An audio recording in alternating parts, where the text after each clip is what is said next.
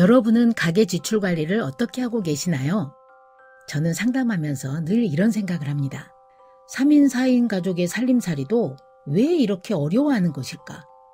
소득이 매월 크게 변동한다면 좀 이해가 되지만 매월 정해진 급여를 받는 직장인들도 어려워하는 이유가 뭘까? 제가 내린 결론은 바로 비정기 지출 때문입니다. 예상치 못한 혹은 미처 대비하지 못한 지출 때문에 관리할 의지를 상실하는 것이죠. 가계 지출은 크게 보면 정기적인 지출과 비정기적인 지출로 나눌 수 있습니다. 정기 지출은 말 그대로 매월 일정하게 발생하는 지출입니다. 생활비, 관리비, 도시가스, 전기, 수도비, 통신비, 교육비, 교통비, 렌탈비, 가족 용돈, 대출 상환금, 보험료, 회비 등이 있습니다. 정기 지출은 매월 크게 변동하지도 않고 대부분 자동이체 형태로 지출됩니다. 자동이체가 아닌 항목들만 분리해서 예산을 세우고 집행하면 됩니다. 생활비, 교육비, 교통비, 용돈 등입니다.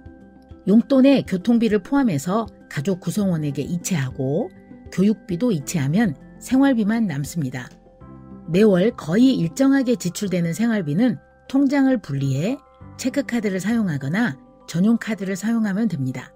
비정기 지출은 매월 일정하게 발생하는 지출이 아니고 비정기적으로 발생하기 때문에 월 단위가 아닌 연 단위로 예산을 세우는 것이 핵심입니다. 비정기 지출은 다시 두 가지로 나눌 수 있습니다. 월별로 예측 가능한 지출과 예측하기 어려운 지출입니다.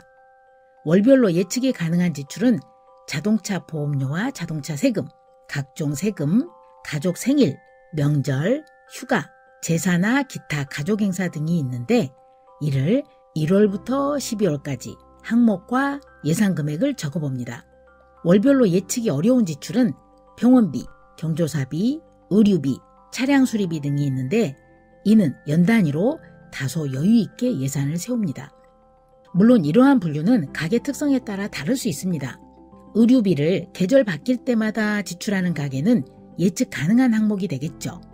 차량 수리비도 미리 계획하고 지출하면 예측 가능한 항목으로 분류합니다.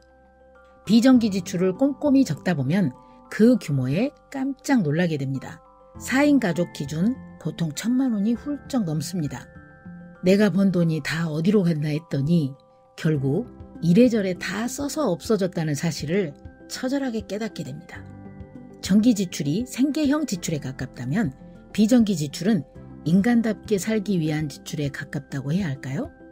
관리를 한다면 이 규모를 꽤 줄일 수 있습니다. 여기서 잠깐 정기 지출과 비정기 지출 예산을 세울 때, 특히 비정기 지출 예산을 세울 때는 꼭 부부가 함께 하십시오. 정기 지출은 매월 일정해서 바로 파악이 되는데 비정기 지출은 보통 오차가 크고 미처 예측하지 못하는 경우가 많아 이 작업에 참여하지 않은 사람은 나중에 꼭 딴소리를 하게 됩니다. 소득과 정기 지출만 생각하면 꽤 저축이 되었을 거라고 착각할 수 있습니다. 이렇게 되면 저축이 안 되는 이유를 상대방에게서 찾고 서로 불만이 쌓일 수밖에 없습니다. 부부간의 돈 문제는 참 예민하고 껄끄럽습니다.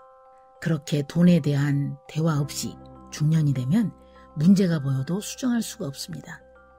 이전 영상에서 파악한 연간 총소득에서 정기지출 곱하기 12 그리고 비정기 지출을 모두 빼야 비로소 연간 저축할 수 있는 총 금액이 나옵니다.